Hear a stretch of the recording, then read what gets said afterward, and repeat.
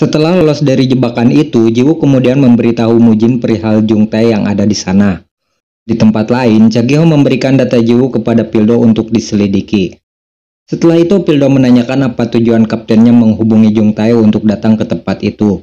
Rupanya, maksud pemanggilan Jung Tae adalah untuk mengadu domba dirinya dengan Mujin. Karena dia yakin bahwa orang misterius atau Jiwoo akan melaporkan perihal Jung Tae yang ada di lokasi tersebut. 이제 물결이 어디까지 가는지 지켜봐야지. 나도 돌 하나 던져본 거야. 수고해라. Keesokan paginya Jiwoo datang ke laboratorium forensik untuk mengetahui hasil analisa tentang pistol yang dibuangnya. Di sana, Jiwoo mengetahui nomor seri dan pemilik pistol itu. Di tempat yang sama, Pildo mulai mencurigai gerak-gerik Jiwoo. Namun dia masih belum bisa bergerak sebelum ada instruksi selanjutnya dari Cha Gi-ho. Setelah itu Jiwoo mengkonfirmasi dan bertanya kepada Cha Gi-ho siapa orang yang bernama Song Jong-soo. Karena faktanya, pistol tersebut milik salah seorang polisi yang bernama Song Jong-soo. Terlihat dia membawa pisau dan bersiap mengeksekusi Cha Gi-ho jika orang yang dimaksud adalah anggotanya. Tapi rupanya orang tersebut sudah mati sekitar 5 tahun yang lalu.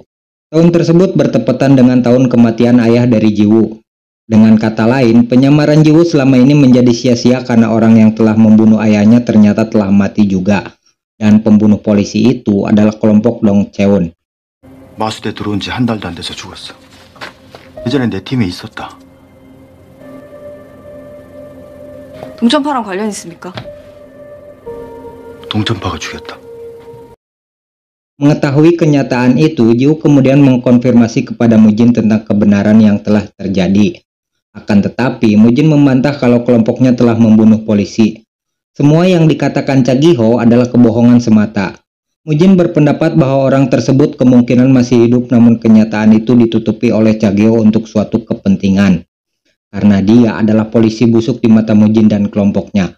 Dan polisi yang paling bisa dipercaya hanyalah Palado Singh dan polisi tidur aktif. Singkat cerita, Pildo dan Jiwoo berencana menangkap Gang Jae dan kelompoknya.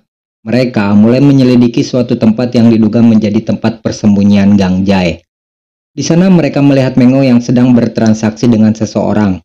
Akan tetapi, transaksi tersebut terlihat janggal karena hanya dilakukan oleh 2 orang saja tanpa melibatkan anak buah Gang Jae di tempat itu.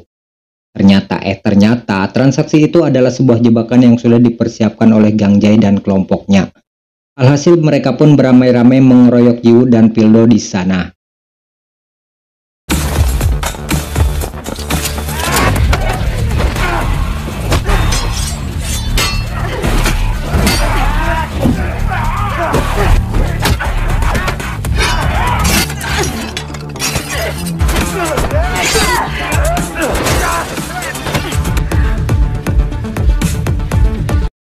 Di tempat yang berbeda, kita melihat Mujin yang sedang bertarung dengan anak buah Gang Jae yang lain. Rupanya, Gang Jae benar-benar sudah mengibarkan bendera perang kepada Mujin dan kelompoknya.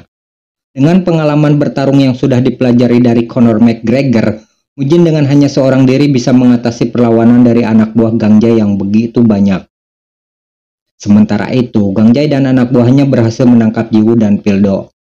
Terlihat di sana Pildo yang sudah pingsan karena mendapat banyak pukulan dari anak buah Gang Jae. Di tempat itu, Gang Jae memberitahu bahwa dia sudah mengetahui dari Mengo perihal Jiwoo yang sudah menjadi polisi. Dengan begitu mereka bisa dengan mudah menjebak Pildo dan Jiwoo yang akan meringkusnya. Setelah itu, Gang Jae menanyakan kepada anak buahnya yang sedang mengepung Mujin. Akan tetapi panggilan itu diterima oleh Mujin sehingga hal tersebut membuat Mujin bisa mengetahui lokasi mereka berdua. 빈손으로 가기가 뭐해서 형님 둘이서 네가 여기 올 줄 알았다. 여기 봐. Di tempat itu, Gang Jae meninggalkan Jiwoo dan Pildo dalam sebuah mesin penghancur.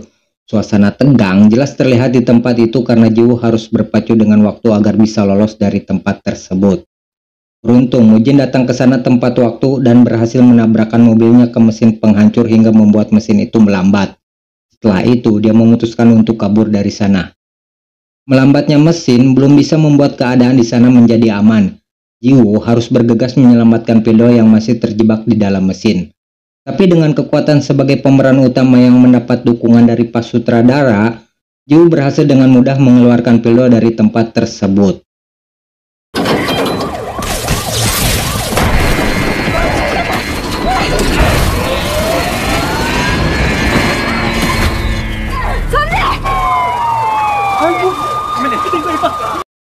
Tak berselang lama, Cagiho dan anak buahnya datang ke tempat itu dan mereka mulai mencurigai kehadiran mobil Mujin di sana. Di tempat Mujin, Jung Tae komplain kepada bosnya karena dia terlalu mengambil resiko untuk menyelamatkan Jiwoo. Akan tetapi hal tersebut ditepis oleh Mujin karena Jiwoo juga pernah melakukan hal yang sama ketika proses penggerebekan di dermaga. Akibat dari perbuatannya, polisi dan kelompok Dong Cheon memburu Gang Jae untuk meminta pertanggungjawabannya. Meskipun mereka sama-sama memburu Gang Jae, tetapi metode yang dilakukan keduanya jelaslah berbeda. Kelompok Dong Cheon lebih memilih cara barbar untuk mencari petunjuk, sementara polisi lebih memilih melakukan investigasi kepada anak buah Gang Jae. Di sisi lain kita melihat Mujin yang akan melakukan rencana kepada Jiwoo. Dia akan mengeluarkan Jiwoo dari Korea. Hal tersebut dia lakukan untuk melindungi Jiwoo, karena jika polisi menangkap Gang Jae lebih dulu, maka hal tersebut bisa mengungkap penyamaran Jiwoo yang sedang dia lakukan. Akan tetapi rencana Mujin ditentang oleh Jiwoo yang mengatakan bahwa dia akan mengurus sendiri Gang Jae dan kelompoknya. 지호야, 안 됩니다. 강제가 체포되면 네가 위험해. 내 말 들어. 그건 제가 알아서 할게요. Singkat cerita, kantor polisi kedatangan salah satu polisi yang dulu memburu ayah Jiwoo. Di sana, Jiwoo tampak khawatir dengan identitasnya yang sudah diketahui oleh polisi tersebut. Tapi rupanya hal yang ditakutkan oleh Jiwoo tidak terjadi, karena tanpa diduga, polisi tersebut bersandiwara seolah-olah dia tidak mengetahui identitas Jiwoo yang sebenarnya. Entah apa rencana dari si polisi melakukan hal tersebut. Yang pasti, apa yang dilakukannya pasti berkaitan dengan rencana Mujin. Di luar kantor polisi, Jiwoo berusaha menemui si polisi guna memastikan bahwa dia tidak buka mulut tentang identitasnya. Di luar dugaan, polisi itu tampak tidak peduli dengan apa yang dilakukan oleh Jiwoo. Dia pun mengetahui tentang pistol yang ada di TKP ayah Jiwoo. Dan yang lebih mengherankan, ternyata dia sudah mengetahui siapa pemilik pistol tersebut. Scene kemudian berganti dengan memperlihatkan si polisi yang sedang berbicara dengan Mujin. Karena pada faktanya, polisi tersebut merupakan salah satu oknum polisi yang sering mengkonsumsi narkoba. Bahkan bisa dibilang dia adalah seorang pecandu. Mujin yang merasa si polisi berpotensi membongkar penyamaran Jiwoo, tanpa basa-basi memerintahkan anak buahnya untuk mengeksekusi si polisi. Di sana, dia memerintahkan anak buahnya untuk membunuh si polisi. Kemudian mayatnya dibuang ke laut guna menghilangkan jejak.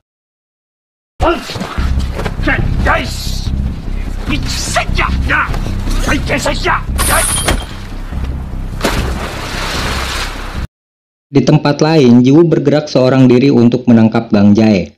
Dia mencoba mendatangi tempat Mengo untuk mendapatkan informasi. Ternyata Mengo tidak mudah untuk diajak bekerja sama karena dia juga merupakan rekan dari Gang Jae. Tapi Jiwoo tidak kehilangan akal menghadapi sikap Mengo.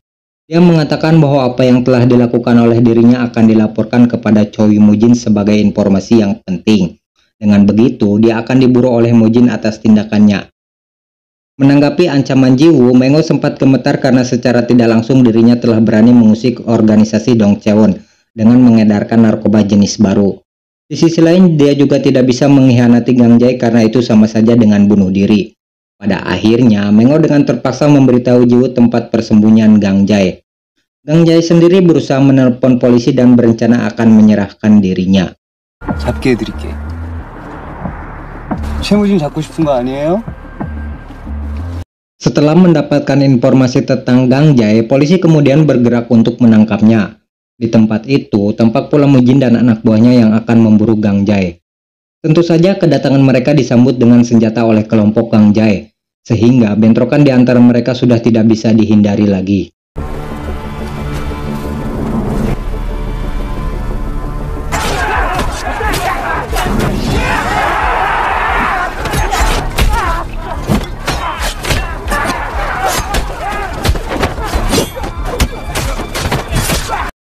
Sementara itu, polisi masih belum bergerak untuk menangkap mereka. Tampaknya, Kapten Cagiho menunggu sampai bentrokan itu selesai. Dengan begitu, mereka bisa dengan mudah menangkap kedua kelompok tersebut tanpa harus bersusah payah. Gang Jae yang terdesak memutuskan untuk kabur dari tempat itu. Akan tetapi, hal tersebut tidak dibiarkan oleh Mujin. Alhasil, dia pun mengejar Gang Jae kemanapun dia pergi untuk bisa membunuhnya. Setelah bentrokan itu berlangsung lama, akhirnya para polisi bergerak dan menangkap semua orang yang ada di sana. Di tempat yang sama, kita melihat Jiwoo yang datang ke tempat itu dengan raut muka yang penuh dendam. Kembali ke pertarungan di tempat itu, akhirnya Mujin dan Gang Jae terlibat duel 1 lawan 1. Walaupun begitu, Mujin tetaplah seorang gangster yang sudah berpengalaman dan sudah puluhan kali bahkan ratusan kali terlibat bentrok dengan kelompok lain. Alhasil Gang Jae dibuat tak berkutik oleh Mujin. Kemudian dia mengaku kalah dan menyerah kepada Mujin. Akan tetapi tindakan tersebut hanyalah sebuah tipuan yang sudah Gang Jae rencanakan. Saat Mujin sedang lengah, Gang Jae seketika mengeluarkan sebuah pisau lalu menusukkannya ke arah Mujin.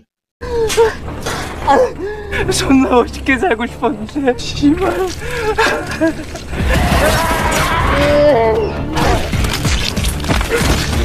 난 혼자서는 안 죽어. Mendapati kenyataan itu, Mujin sempat tumbang dan berusaha bertahan dari tusukan tadi. Di saat yang bersamaan, datang Jiwoo ke tempat itu kemudian menodongkan pistol ke arah Gang Jae. Setelah itu, dia menyuruh Mujin untuk pergi dari tempat itu.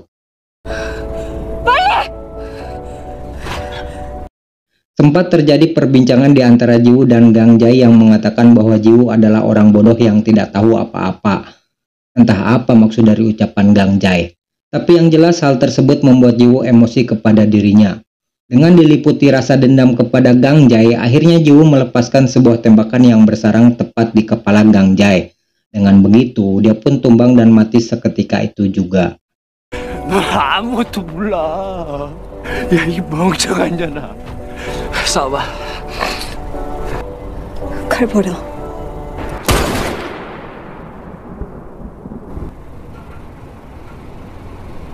Akibat dari pertarungannya dengan Gang Jae, Mujin mengalami luka yang cukup parah dan hampir saja mati akibat kehilangan banyak darah. Hal tersebut diperparah dengan kenyataan bahwa dia tidak bisa pergi ke rumah sakit karena bisa diburu oleh polisi. Dia pun kemudian memutuskan berlindung di sebuah kuil yang jauh dari pemukiman kota. Di tempat lain, Jiwoo terlihat masih syok dengan kejadian yang menimpanya. Untuk itu, Pildo mencoba menenangkan dan menemani Jiwoo untuk mengembalikan kepercayaan dirinya. Polisi yang masih belum bisa mendapatkan Mujin mulai bergerak untuk memburunya kembali. Karena mereka yakin bahwa Mujin sekarang lebih gampang ditangkap karena sedang dalam keadaan terluka. Sementara itu di apartemennya Jiwoo mendapatkan sebuah surat yang terlihat penting. Isi surat itu memperlihatkan sebuah foto tentang ayahnya yang berseragam polisi. Dan yang lebih mengagetkan, ternyata nama asli dari si ayah adalah Song Joon-soo, si pemilik pistol yang telah Mujin berikan kepada Jiwoo. Sehingga bisa dipastikan bahwa pistol yang Mujin berikan adalah pistol milik ayahnya sendiri.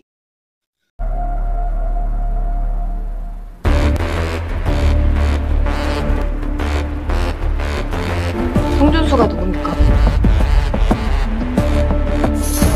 마수대 들어온 지 한 달도 안 돼서 죽었어. Tak kalah mengherankan dari semua itu, orang yang mengirimkan surat tersebut adalah Do Gang Jae. Kemudian Jiwoo teringat akan ucapan Gang Jae sebelum dia ditembak mati oleh dirinya. 아무것도 몰라. Untuk mencari kebenarannya, Jiwoo kemudian menemui Mujin di tempat yang sudah disepakati. Di sana, Mujin membenarkan bahwa sang ayah memanglah anggota polisi. Akan tetapi setelah lama menyamar, Dong-hun kemudian membelot ke kelompok Dong Cheon. Sehingga hal tersebut membuat Dong-hun kemudian diburu oleh Cha-gi-ho dan dieksekusi mati oleh anak buahnya. 도강재가 저한테 사진을 보냈어요. 아빠가 경찰이었습니까? 17년 전 죽었다던 송준수가 동훈이는 경찰이었다. 그래. 하지만 동훈이는 돌아섰어. Dalam pencariannya, polisi mengutus Pildo untuk mencari tempat persembunyian Mujin. Tiba di sebuah kuil, dia bertanya kepada salah seorang biksu di tempat itu. Pildo menanyakan apakah dia melihat Mujin di tempat itu. Tapi rupanya sang biksu tidak memberitahu Pildo tentang keberadaan Mujin. Dia terkesan menutupi dan sengaja menyembunyikan keberadaannya. Karena tidak membuahkan hasil, Pildo kemudian pergi dari tempat itu untuk memberikan laporan kepada Cha-gi-ho. Malam harinya, Pildo mengantarkan Cha-gi-ho yang terlihat sudah mabuk akibat terlalu banyak minum ciu. Di tempat yang sama, kita melihat Jiwoo yang datang ke tempat sang kapten untuk bertanya tentang orang yang bernama Song Joon-soo. Dalam keadaan setengah sadar, Cha-gi-ho diserang oleh orang yang tidak dikenal. Pria misterius itu terlibat pertarungan dengan Chagiho dan berhasil menusuk perut sang kapten hingga membuatnya sekarat.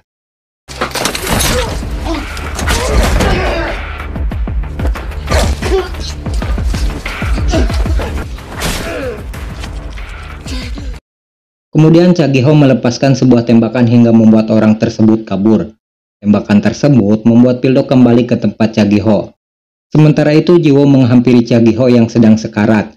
Di sana, sang kapten mengetahui bahwa Jiwo adalah antek dari Mujin. Akan tetapi Jiwo tidak ambil pusing dengan semua itu. Dalam keadaan marah, Jiwo menanyakan alasan dia mengeksekusi ayahnya yang bernama Song Jonsu. Di sini, sang kapten kaget karena Jiwo mengungkap identitas aslinya yang merupakan anak dari Donghun. 5년 전 오늘 우리 아빠한테 무슨 짓을 했는지 말해.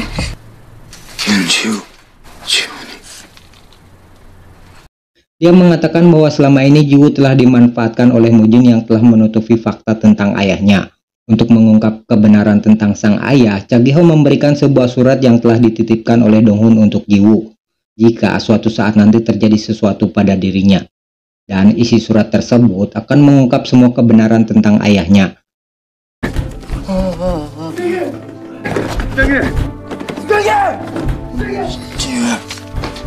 Lantas apa isi dari surat itu?